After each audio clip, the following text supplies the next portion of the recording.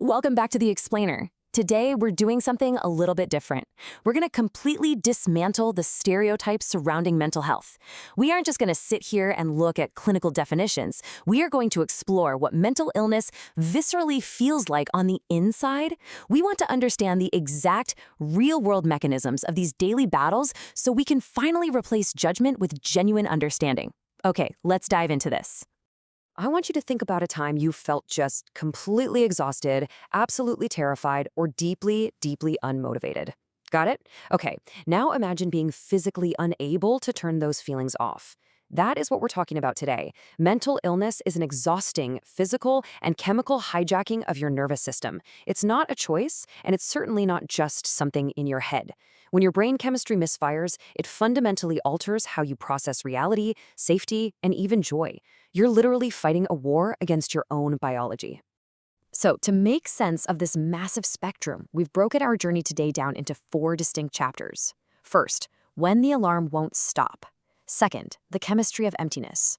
Third, trapped by the mind's rules. And finally, fractured realities and selves. All right, let's kick things off with Section 1, when the alarm won't stop. You know, with generalized anxiety disorder, or GAD, there's this massive disconnect between what people expect and what's actually happening. People often tell someone with GAD to just calm down. Actually, scratch that. It's usually more of a demand, right? Stop overthinking. But your brain is treating everyday situations like actual life-or-death emergencies. It's flooding your body with stress hormones. Your shoulders ache, your stomach is in knots, and you are just totally exhausted. Telling someone with GAD to stop overthinking is literally like telling someone with a broken leg to just walk normally. It just doesn't work that way. And that false alarm, it reaches its absolute peak with panic disorder. Your amygdala just misfires, triggering a full-blown survival response. Within a sudden 10-minute escalation, your heart is pounding out of your chest, your lungs feel tight, and you are entirely convinced you're dying. But the real trap here lies in that final step, avoidance. The attack itself fades, sure, but then you develop a terror of having another one. You start avoiding places, highways, grocery stores, crowds, until your entire world shrinks down, just in a desperate attempt to feel safe. Now, social anxiety operates on a really similar frequency, but the trigger here is human connection. And let's be clear, this isn't just being shy or a little introverted. This is your body reacting to a normal conversation the exact same way it would react to a predator.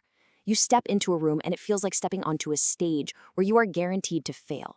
Your heart races, you're sweating profusely, and your mind just goes completely blank.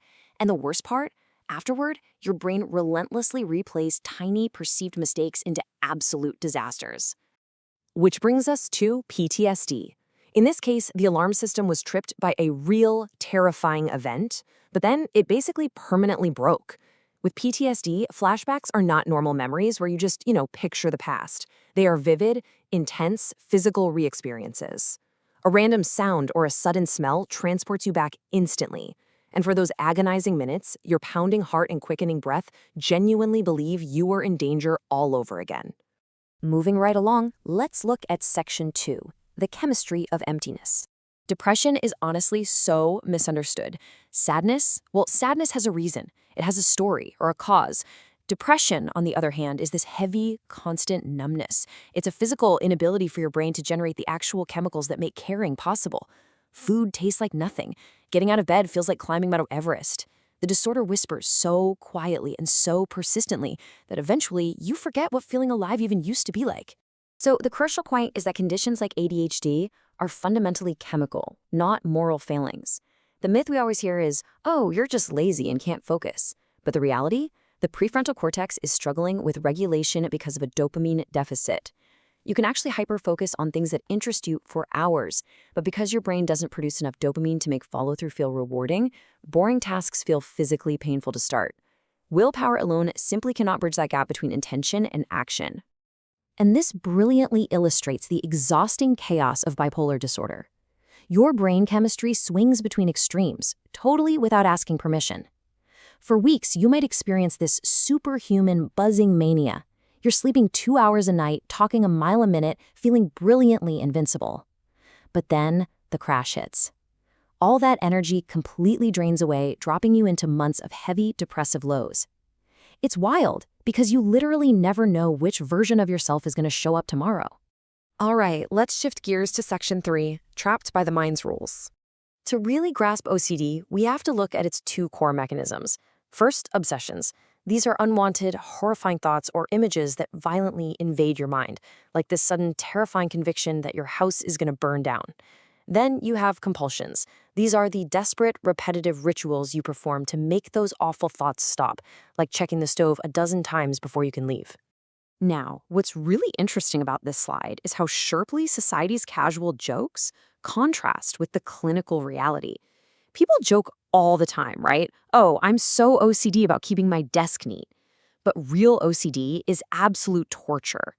You know rationally that checking the stove 10 times makes absolutely zero logical sense, but the fear is so overwhelming you cannot stop yourself. It doesn't make you neat, it makes you a prisoner to irrational thoughts demanding urgent actions. We see similar traps of control in eating disorders.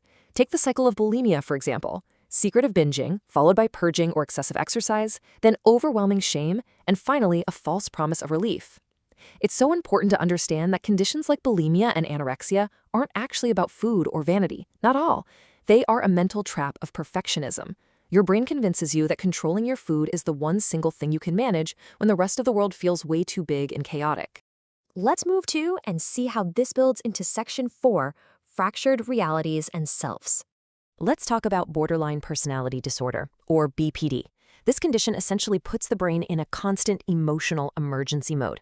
Because your emotional system lacks that buffer that helps other people stay balanced, emotions that might hit someone else like a gentle wave, they hit you like a tsunami. And this leads to incredibly exhausting black and white thinking. One moment someone is perfect, the absolute best, and the next moment they're terrible. Every tiny social interaction feels like life or death. Then we have schizophrenia. This is where neurotransmitters like dopamine wildly misfire. Look at how this breaks down. Positive symptoms add things that shouldn't be there. Think terrifying hallucinations or intense delusions. Negative symptoms subtract things that should be there, flattening emotions and totally destroying motivation. And despite how Hollywood loves to portray this, individuals with schizophrenia are terrified victims of internal dopamine misfires. They are far, far more likely to be victims themselves than threats to anyone else. Finally, dissociative identity disorder, or DID. I want you to focus closely on this number right here, 1. This condition affects one single person.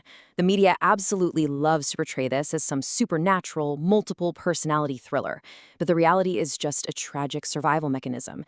DID happens when a child experiences abuse so severe that their mind literally shatters into different alters just to compartmentalize the trauma. They are not multiple people, they are one person whose mind fractured to survive the unbearable. So as we pull all of this together, notice the stark contrast between judgment and reality.